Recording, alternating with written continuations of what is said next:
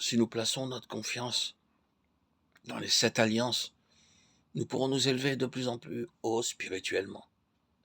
C'est par grâce que Dieu condescend à faire une alliance avec des êtres tels que nous. Nous ne sommes pas dignes d'une telle faveur. 1 Corinthiens 15, 10. Ce qu'il donne, il le donne, par son inqualifiable grâce. Les hommes de Dieu dans l'Ancien Testament rappelaient à Dieu ses promesses. Nous aussi, en proclamant les promesses de Dieu, nous possédons la force pour aller de l'avant.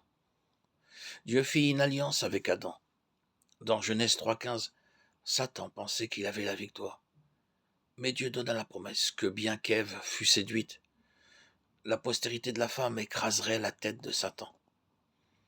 En Christ, je vaincrai, car le Seigneur Jésus-Christ n'est pas et ne peut pas être vaincu. Je peux tomber, mais le Seigneur est victorieux si je m'approprie sa victoire. Si je suis tombé, je me relèverai. Michée 7,8.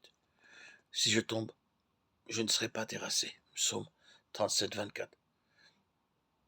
Ce n'est ni par la connaissance de la Bible, ni par la force de notre volonté, ni par des signes ou des miracles que nous pouvons vaincre Satan. Nous devons proclamer le précieux sang de Jésus et la victoire de la croix. Dans Éphésiens 1,16 et 2,1, il nous est parlé de la victoire de Christ, qui au chapitre 2, verset 1, s'étend à nous. La victoire de Christ est la nôtre, dans la mesure où nous nous approprions la puissance de sa résurrection et proclamons cette même victoire. Romains 8,37 nous assure que nous sommes plus que vainqueurs par Christ. Quelques-uns s'appuient sur la connaissance des signes, des miracles, mais la force vient seulement dans et par la croix. La croix est la puissance de Dieu. 1 Corinthiens 1,18. La miséricorde de Dieu est si grande, Ésaïe 44, 22, que nous pouvons assurément dire aux hommes que malgré leurs grands péchés, ils peuvent revenir à Dieu et être pardonnés. Même les hommes de la pire espèce peuvent être pardonnés. Beaucoup sentent combien ils ont failli.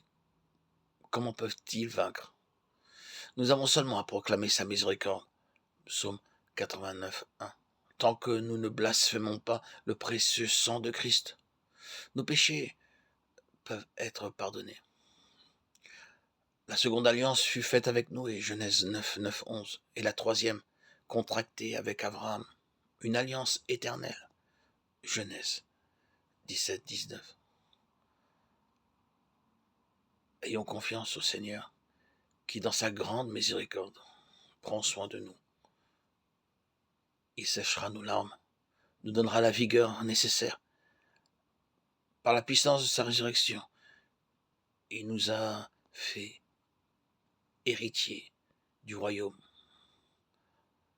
Nous sommes ses ambassadeurs, ses témoins.